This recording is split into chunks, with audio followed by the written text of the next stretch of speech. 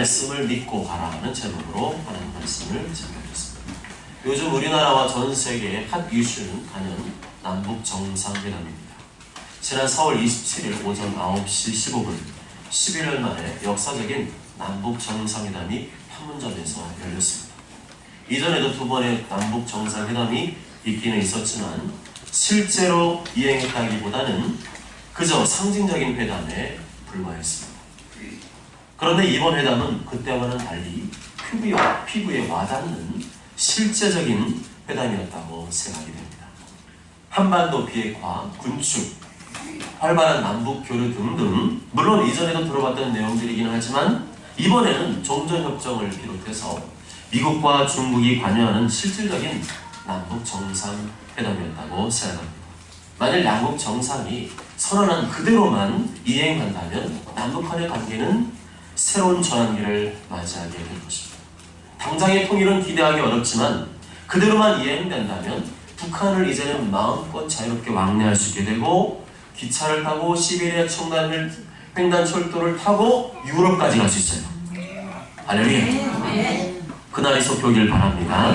그리고 우리 다음 세대들은 분열된 국가가 아니라 통일 국가에서 살게 될 것입니다. 그럼에도 우리는 주의하고 경계해야 됩니다.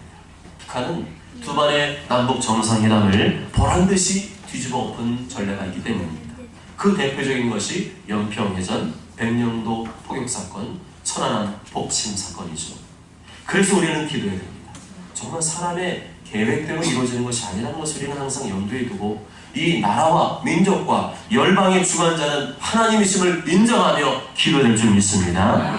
예수께서 36장 37절에 주 여호와께서 이같이 말씀하셨느니라. 그래도 이스라엘 족속이 이같이 자기들에게 이루어주기를 내게 구하여야 할지라. 아무리 하나님께서 원하시고 기뻐하신 뜻이라 할지라도, 아무리 말씀과 꿈과 환상과 음성으로 알려주셨다 할지라도 그래도 하나님께 구하지 않으면 안 된다는 것입니다. 그러니 기도를 통해서만 하나님이 일하신다는 것을 말씀해주고 있죠. 그래도 이스라엘 족속이 이같이 자기들에게 이루어주기를 내게 하나님께 구하여야 할지라.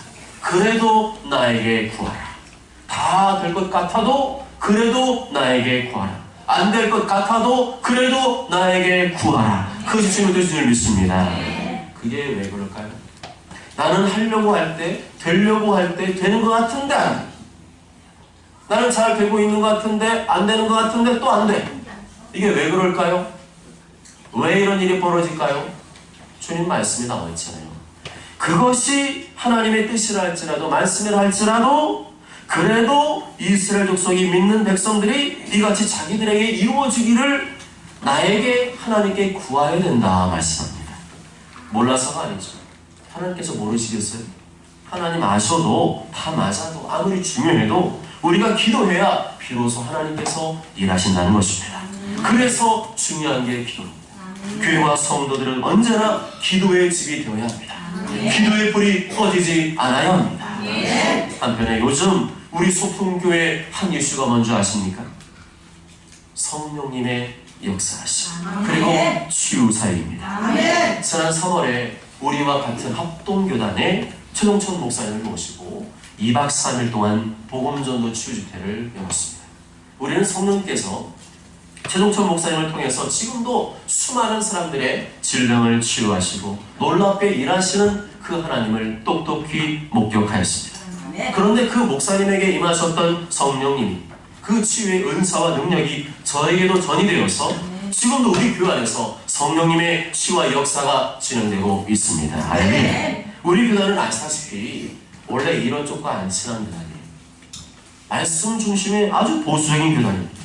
성령님 혹은 성령님의 역사를 부정하지는 않지만 성령님은 단지 영혼을 회심시키고, 성령님은 하나님 말씀을 깨닫게 하시고 하나님 말씀을 더 잘 알게 하시는 분 정도로만 제한하고 있어요. 저는 그렇게 배웠습니다. 심지어 성령님의 이런 초자연적인 역사는 초대교회 때 이미 끝났다라고 주장하는 신학자들로부터 배웠습니다. 그러나 우리는 그것이 잘못된 지식임을 경험하고 있습니다. 사도행전 역사는 지금도 계속되고 있는 줄 믿습니다. 그것이 진리인 줄 믿습니다. 성령님께서는 당신의 능력을 통해서 보란듯이 우리의 이성과 지식을 깨고 계십니다. 합리적이고 이성적인 가치관을 보란듯이 깨고 계십니다. 과연 성령님은 인간이 만든 지식과 틀을 초월해서 일하시는 분임을 보여주고 계시는 것입니다. 성령님은 하나님이신 줄 믿습니다. 성령님은 하나님이신 줄 믿습니다. 성령님은 그 누구에게도 그 어떤 학문이나 틀에도 제한받지 않으시는 삼위일체 하나님의 제3위의 하나님이신 줄 믿습니다. 좀 전에 보신 영상대로 초등학교 어린이로부터 노인에 이르기까지 그 누구라도 성령님의 치유를 단순히 간절히 사모하고 기대한다면 예외 없이 놀라운 치유 역사를 그에게 베풀어 주십니다. 그럼에도 불구하고 아직도 망설이고 있는 분이 계십니까? 그럼에도 불구하고 아직도 성령님의 일하심을 믿지 못하는 분이 계십니까? 내 눈으로 똑똑히 보고 확인했으면서도 여전히 인간의 이성과 지식에 묶여있는 분은 없으십니까? 이미 치유가 받으신 분은 더 치유가 될 때까지 받으시기 바랍니다. 아직도 의심하는 분은 그 생각이 확실히 깨어지시기 바랍니다. 말씀 앞에 깨어져야 됩니다. 사도행전의 그 말씀은 그 시대에 갇혀있는 종이슬에 갇혀있는 말씀이 아니라 지금도 살아 움직이는 생명의 말씀인 줄 믿습니다. 만약에 사도행전 역사가 거기로 끝났다면 안 나타나야죠. 그러나 지금도 나타나고 있습니다. 그렇지 않으면 하나님이 누구신지 제대로 이해할 수가 없어요. 하나님 살아계신다는 말 그냥 지식 아닙니까? 하나님 살아계셔. 근데 사람들은 뭘 원해요? 보여달라는 거예요. 보여달라는 거예요. 보여줄 수 있는 하나님이 진짜 살아계신 하나님인 줄 믿습니다. 그것 없이 살아가는 만큼 답답하고 불행한 일도 없죠. 여러분, 성경에서 말하는 가장 큰 죄 중에 하나가 성령 회방죄라는 사실 아십니까? 마태복음 12장 31절과 32절에 내가 너에게 이르노니 사람에 대한 모든 죄와 모독은 사하심을 얻되 성령을 모독하는 것은 사하심을 얻지 못하겠고 또 누구든지 말로 인자를 거역하면 사하심을 얻되 누구든지 말로 성령을 거역하면 이 세상과 오는 세상에서도 사하심을 얻지 못하리라 말씀입니다.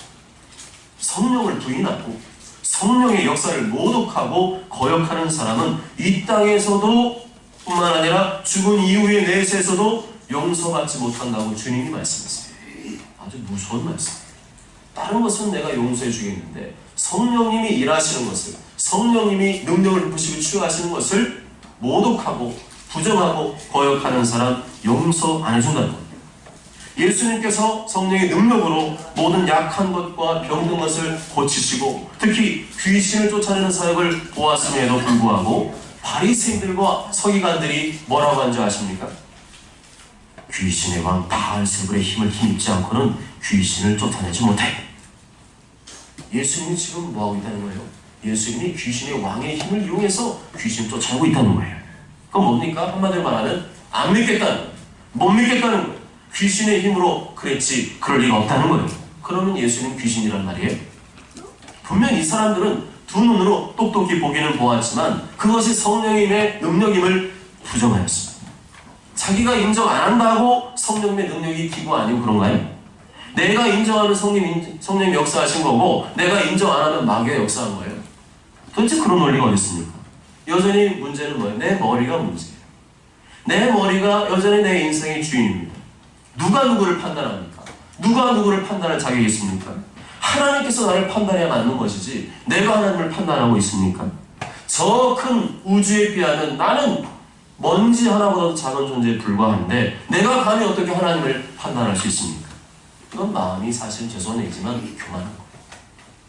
하나님이 그렇게 하겠다는데 하나님이 하시겠다는데 자기가 못 믿는 거지. 그걸 갖다가 있니 아니니 기니 아니니 그거 누가 하나님이에요?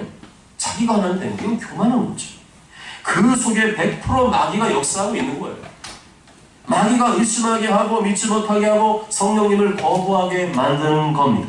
마음속에 두려운 마음을 심어주고 불안한 마음을 심어주고 자꾸만 성령님을 싫어하고 피하게 만드는 겁니다. 그렇다면 당신이 바로 20대의 바리새인과 서기관이에요. 머리로만 신앙생활하고 다른 사람 판단하고 하나님도 판단하고 결국 예수님마저 거역하고 십자가에 못 박아 죽였던 20대의 바리새인과 서기관이 바로 당신일 수 있다는 겁니다. 이렇게 자신의 생각과 이성의 틀에만 갇혀있던 결과 그들은 예수님께서 병든 자를 고치고 귀신을 쫓아낸 것을 보았음에도 그것은 성령님의 능력이 아니라 하나님의 능력이 아니라 귀신의 왕 바알세불 사탄의 힘을 빌려서 쫓아낸 것이라고 헛소문을 퍼뜨렸습니다. 이게 마귀시죠. 이게 마귀시지 않으면 뭡니까? 해석을 개떡같이 하는 거예요. 누가 신앙 잘하느냐? 개떡같은 일이 벌어져도 찰떡같이 해석하는 사람입니다. 아멘. 안 좋은 일이 벌어지고 원치 않는 일이 생겨도 믿음으로 생각하고 믿음으로 반응하는 사람이 신앙생활을 잘하는 줄 믿습니다. 마귀가 그러는 거예요. 내가 그러는 게 아니에요. 내가 정말 그걸 믿고 싶고 나는 따르고 싶지만 내 속에서 이상한 보이지 않는 힘이 작용을 합니다. 그걸 느끼는 분도 있을 거예요. 마귀가 그 속에서 자꾸만 거꾸로 가게 만들어요. 마귀가 내 속에서 성령께서 하신 능력을 일부러 왜곡시키고 부정하도록 발악을 하고 있는 겁니다. 내 속에 있는 이 마귀가 내 마음과 생각을 충동질해서 못 믿게 하고 불신하게 해서 결국에는 지옥으로 끌고 가려는 속셈이죠. 내 속에 있는 마귀를 잡으시기 바랍니다. 다른 사람 잡지 말고 내 속에 있는 불신과 의심과 확신을 갖지 못하게 하는 그 마귀를 잡으시기 바랍니다. 누가 문제가 아니에요. 내 속에 있는, 그리고 내 안에 있는 이런 거짓되고 교만한 생각들이 문제입니다. 의심과 불신으로 떠나갈지어다. 교만과 판단으로 떠나갈지어다. 규모를 대고 봉어리 되게 하는 더럽고 악한 영은 지금 당장 떠나갈지어다. 이렇게 선포하셔야죠. 그렇게 마귀에 붙잡혀 불신하고 의심한 자들에 대해서 예수님께서 뭐라고 말씀하셨습니까? 스스로 분쟁하는 나라마다, 자기 편끼리 다투고 싸우는 나라마다 어떻게 된다고요? 황폐해져요. 내분이 일어나 망한다는 겁니다. 우리 편이 적군과 싸워야 되는데 우리 편이 우리 편끼리 싸우면 어떻게 되겠습니까? 그냥 서로 죽는 거예요. 그냥 무너지는 거죠. 적군은 한 번도 싸워보지도 못한 채 그냥 승리의 깃발을 올리는 겁니다. 말 그대로 손 안 대고 코 풀게 되는 거죠. 예수님께서 그러시면서 사탄이 사탄을 쫓아내면 스스로 분쟁하는 것이니 그리하고서야 어떻게 사탄의 나라가 바로 서겠느냐 되물으셨습니다. 당연하고 지당하신 말씀이죠. 자기 편끼리 싸워서 나라가 바로 설 수 없듯이 예수님께서 사탄의 힘을 빌어서 사탄을 쫓아낸다면 사탄의 나라가 분열되고 무너질 텐데 사탄이 뭐하러 그런 짓을 하겠냐는 겁니다. 그리고 이렇게 말씀하시죠. 그러나 내가 하나님의 성령을 힘입어 귀신을 쫓아내는 것이면 하나님의 나라가 이미 너희에게 임하였느니라. 아멘. 예수님께서 하신 모든 기적과 치유는 성령님의 능력으로 하셨다는 것입니다. 아멘. 성령님은 하나님이시기 때문에 성령님이 임하시면 그 사람에게 하나님 나라가 임한 것이고 그 증거가 바로 병 고치고 귀신을 쫓아내는 사역이라는 것입니다. 아멘. 귀신보다 강하신 분은 오직 하나님밖에는 없는 줄 믿습니다. 이 귀신을 쫓아내야 내 마음이 자유합니다. 평안과 기쁨과 행복을 누리게 됩니다. 왜 내 마음이 무언가에 자꾸 묶이고 자유하지 못하고 막히고 눌리고 어둡고 불안한가? 더러운 귀신의 역사가 있습니다. 무당 투닥거리 한다고 귀신이 떠날 것 같아요? 부적 붙인다고 연불 외운다고 절에 가서 빈다고 운명 철학관 가서 사주팔자 본다고 떠나갈 것 같아요? 잠시는 떠나가는 척하죠. 그 다음에 더 센 마귀가 들어온 줄 믿습니다. 그렇게 하면 할수록 귀신이 좋아가지고 그래 나 너랑 같이 살자. 너는 내 마음대로 그냥 부적 붙이고 부적 보면 난 I love you야. 그것도 몰라가지고 그러면 귀신이 더 착각 달라붙어가지고 그 사람과 그 가정과 그 가문까지 망가지도록 장난을 치기 시작합니다. 왜냐? 내가 열어줬잖아요. 내가 돌아 열어줬잖아요. 가서 무당 부탁발이 하도록 열어주고 가서 점 보고 뭐 그래서 사주팔자 운세 보고 그 다음에 또 절에 가서 빌고 이랬으니 누가 들어와요? 성령님 들어오시겠어요? 그 상식적으로 생각해보세요. 성령님 어떻게 들어옵니까? 마귀가 들어오지 마귀가. 그러면 어떻게 해야 되는가? 하나님의 성령을 힘입어 귀신을 쫓아내면 되는 줄 믿습니다. 성령님이 임하시면 귀신은 벌벌 떨며 떠나가는 줄 믿습니다. 치유사역 하잖아요. 치유사역 할 때 누가 임하세요? 성령. 성령 임하실 때 그냥 육신만 치유되는 거 같죠?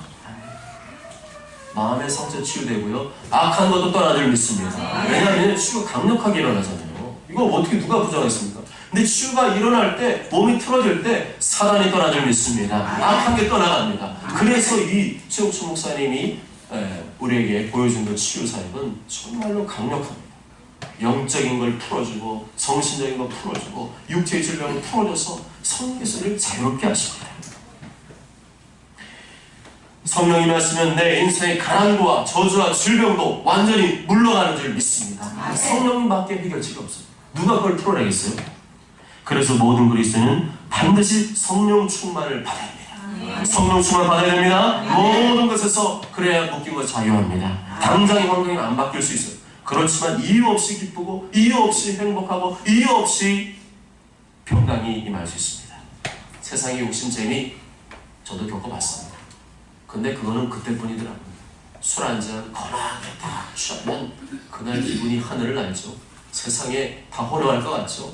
갑자기 조용하던 사람 목소리가 커져가지고 그죠? 야 나발래! 그 자식 전화번호 몇 번이야 이 자식! 그 밤에 전화하면 난리가 나. 다음날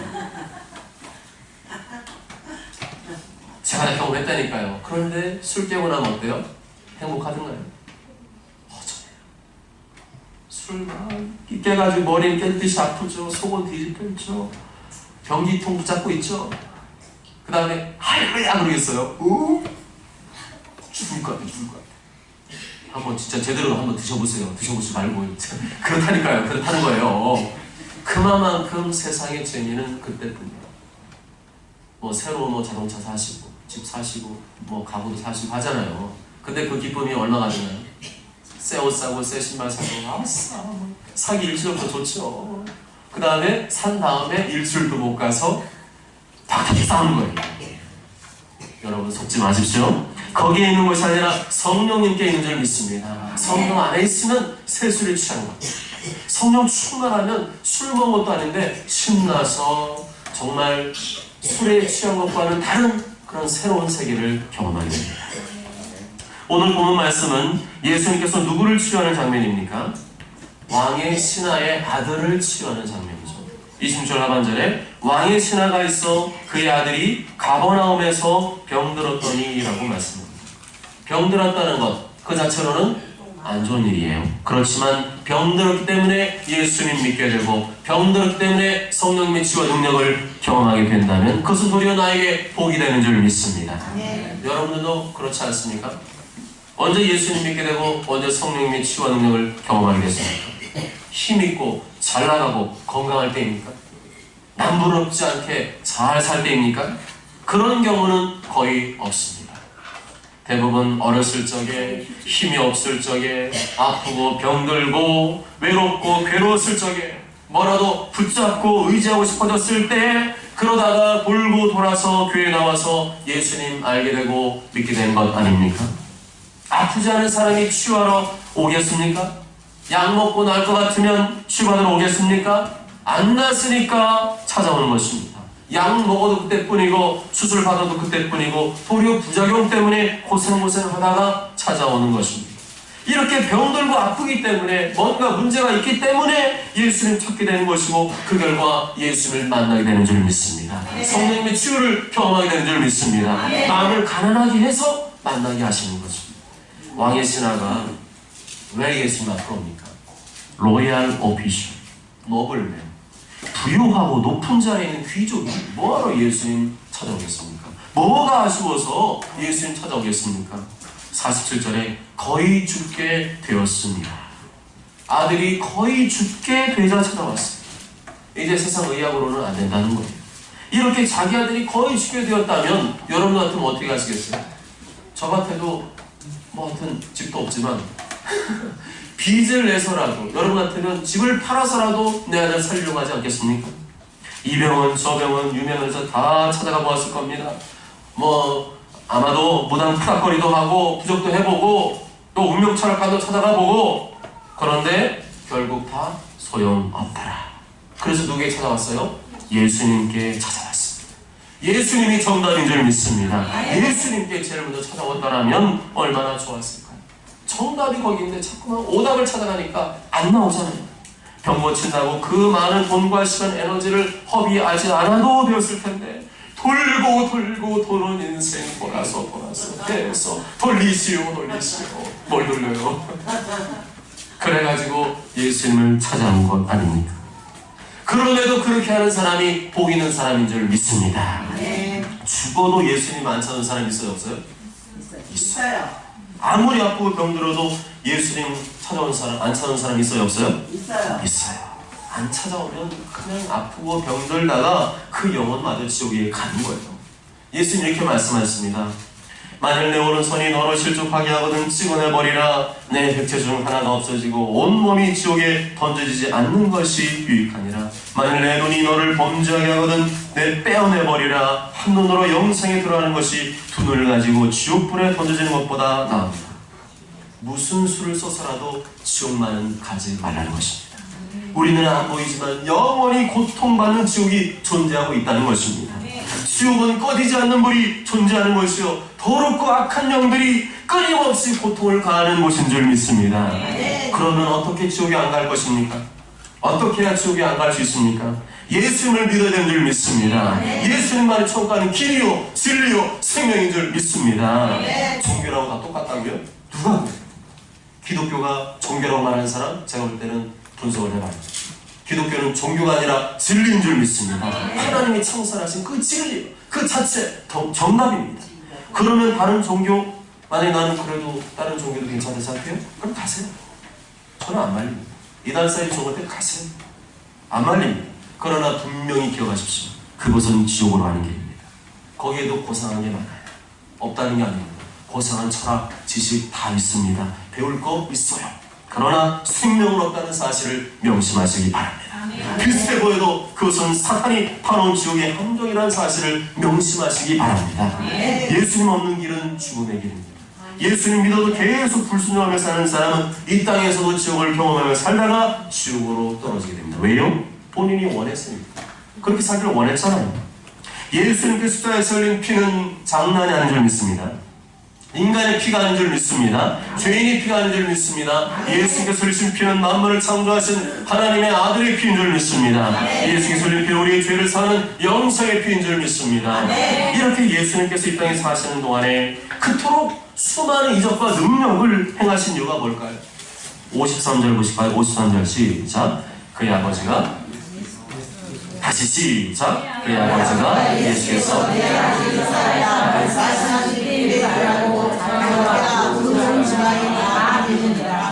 자기와 그 온 집안이 다 믿으니라.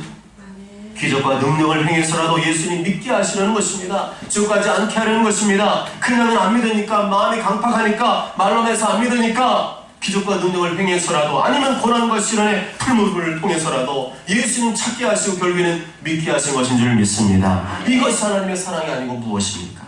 어찌 되었든 간에 믿는 사람이 복 있는 사람입니다. 세상에서 많은 것 얻고 출세하고 성공한 사람이 복 있는 사람이 아니라 하나님의 입장에서는 예수님 믿고 자신의 신앙을 똑바로 고백하는 사람이 복 있는 사람인 줄 믿습니다. 마태복음 10장 17절에 시몬아 네가 복이 있도다. 이를 내게 알게 아니는 혈육이 아니요 가족이 아니라 식구가 아니라 하늘에 계신 내 아버지시냐. 베드로가 예수님은 구약에서 약속하신 그 메시아 그리스도이시고 하나님의 아들이라고 고백을 하자 예수님이 칭찬하셨어요. 무슨 말입니까? 하나님께서 보시기에는 복 있는 사람이란 세상에서 뭘 하고 또 뭐가 되고 돈 많이 벌고가 아니라 예수님 믿고 구원받는 사람, 예수님 믿고 하나님의 뜻대로 순종하는 사람이 복 있는 사람인 줄 믿습니다. 그런데도 아직도 세상에서 터진 웅덩이를 찾고 계십니까? 계속 파보세요. 계속 파보세요. 주님의 말씀입니다. 계속 파보시라니까요. 그러면 시간 지나갑니다. 내 인생 지나갑니다. 내 젊음 다 지나갑니다. 주를 위해서 한 것은 하나도 없고 전부 다 세상에 터진 웅덩이 파다가 왔습니다라고 고백할 수밖에 없습니다. 아직도 세상 여기저기를 기웃거리십니까? 어리석은 일입니다. 이 땅에서 잠시 살다가 저 총에서 영원히 살게 될 텐데, 저 총에서 영원히 살게 될 텐데 그 영원의 때를 위해 살아야 되지 왜 육신에 매여 살고 계십니까? 로마서 8장 7절에 육신의 생각은 하나님과 원수가 된다는 말씀입니다. 예수님 믿고 있어도 육신의 생각에서 벗어나지 못하면 그 사람은 하나님과 원수로 살아간다는 것이고, 그렇게 하나님과 원수로 살아가는 사람이 구원받을 수 있을까요? 못 받죠. 평생 하나님과 원수로 살았는데, 자기가 원수 되기를 바랬는데 그 사람은 구원 못 받습니다. 왕이 신하가 세상 다 돌고 돌다가 마지막으로 예수님께 와서 부탁했습니다. 47절에 내려오셔서 내 아들의 병을 고쳐주소서. 이 사람이 그렇게 말할 사람이에요. 왕이시는데 날마다 왕을 뵙고 있는 사람인데 항상 어깨에 힘주고 좋은 옷 입고 다니면서 마차 끌고 다니면서 다른 사람 호령하는 사람인데 젊은 30세 예수님한테 찾아와서 엎드려 절하듯이 간곡하게 내려오셔서 내 아들의 병을 고쳐주소 할 사람이에요? 아니잖아요. 그런데 예수님께서는 그 왕의 신하가 오기를 기다리셨습니다. 직접 와서 당신에게 부탁하지 않으면 안 된다는 거죠. 예수님 몰라서가 아니라 못 고쳐서가 아니라 예수님께 와서 구하지 않으면 안 된다는 것을 말씀해주고 있습니다. 아멘. 그래서 기도가 중요해요. 기도 안 하고 계신 분 계십니까? 회개하십니다. 기도 안 하면 누구 대로 사는데요? 마귀가 뒤 조정하고 있다니까요. 내 마음대로 안 된다니까요. 그거를 깰 수 있는 비결은 기도밖에 없는 줄 믿습니다. 그런데 예수님께서 48절에 뭐라고 하십니까? 48절 읽어보실까요? 시작. 예수께서 이르시되 네, 소리가 잘. 다시 크게 시작. 예수께서 이르시되 너희는 그것과 기사를 보지 못하면 분명히 있지 아니하리라. 기사는 원더입니다. 원더풀. 근데 그 원더예요. 인간의 이성을 뛰어넘는 신기하고 놀라운 일을 말합니다. 표적이란 사인을 말합니다. 기적은 기적인데 뭔가를 알려주려 하십니다. 뭔가 메시지가 있다는 거죠. 따라서 기사와 표적은 단순히 놀라운 기적, 서프라이즈! 그게 아니라 그 기적을 통해서 하나님을 계시하시고 하나님 말씀을 계시하시고 그 분명한 메시지를 담고 있는 기적인 줄 믿습니다. 특히 예수님의 표적은 당신이 내가 바로 그 메시아다.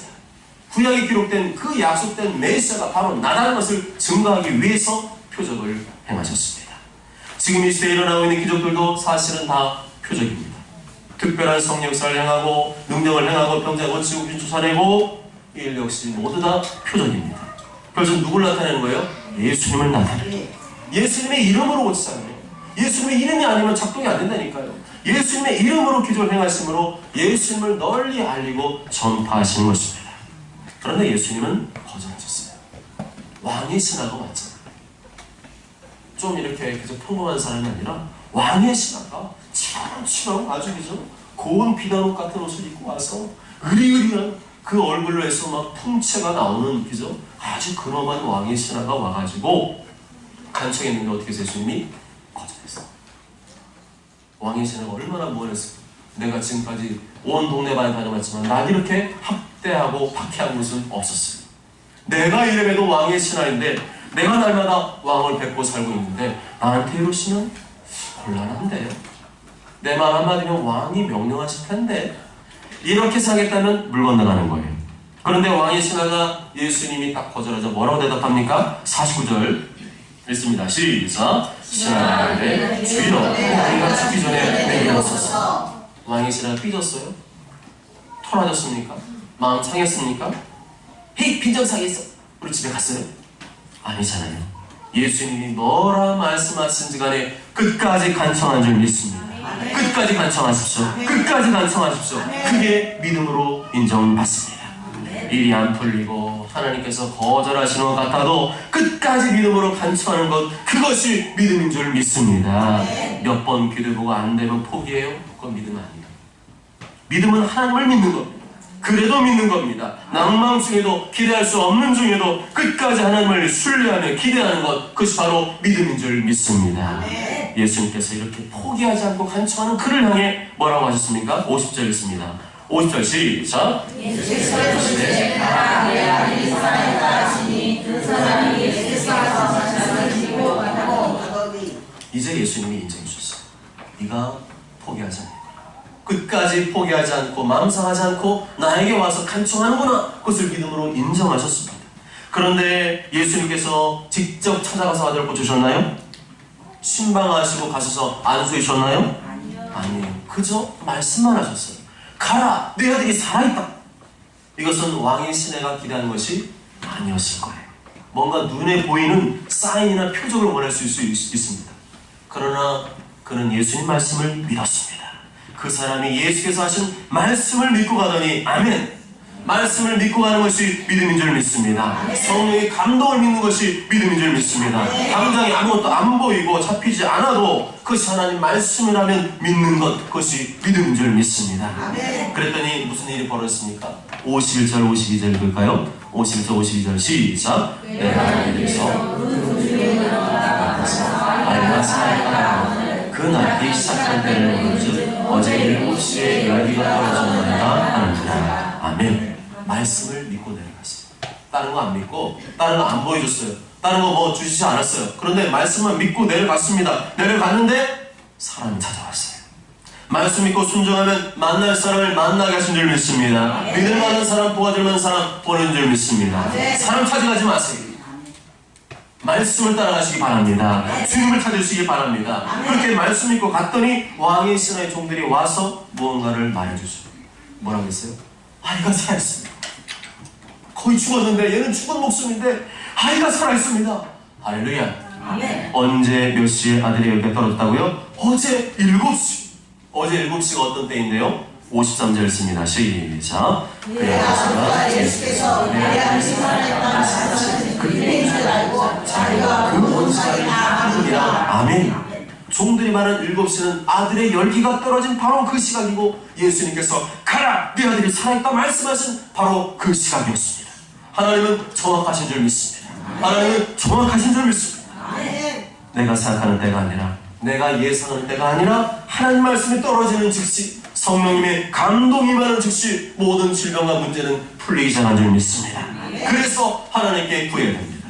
감동을 줄 때까지 구해야 합니다. 확신을 줄 때까지 기도해야 됩니다. 일주일이 아니라 몇 년이 걸 수도 있습니다. 수십 년이 걸 수 있습니다. 그래도 기도하시기 바랍니다. 그래도 구해야 될지라. 내 마음과 생각을 완전히 사로잡는 그 감동이 있을 때까지 끝까지 기도하십시오. 중요한 것은 내 감동이 아니라, 내 감정이 아니라 성령님의 감동인 줄 믿습니다. 성령님의 감동은 내가 원하는 때에 오지 않습니다. 성령님의 감동은 하나님의 때가 되었을 때에 옵니다. 바람이 불 때 예고하고 오든가요? 바람이 불 때 임의로 예상치 못한 방향으로 풍속으로 불어옵니다. 그렇듯이 성령의 감동도 내가 예상하지 못한 때 불어오는 줄 믿습니다. 제 아들 용준이 얘기 자꾸 해서 죄송한데, 오밤중에 성령께서 용준이를 치유해 주셨습니다. 새벽에 용준이를 치유해 주셨습니다. 무슨 말이에요? 아무도 예상하지 못한 바로 그때 성령님이 임하신 줄 믿습니다. 사랑하는 여러분, 하나님은 살아계십니다. 하나님은 성경 속에 묶여 계시지 않습니다. 하나님 여러분의 이성과 경험 틀 속에 존재하지 않습니다. 성령님 우리의 한계와 틀을 깨고 지금 우리의 삶 속에 깊숙이 파고들고 계신 줄 믿습니다. 예수님의 하나님의 아들로 믿는 자, 하나님 말씀 있는 그대로 믿고 따르는 자에게 성령님이 임하시는 줄 믿습니다. 그러기 위해서는 구해야 됩니다. 간청해야 됩니다. 그리고 포기하지 말아야 됩니다. 누가 뭐라 한다고 그래?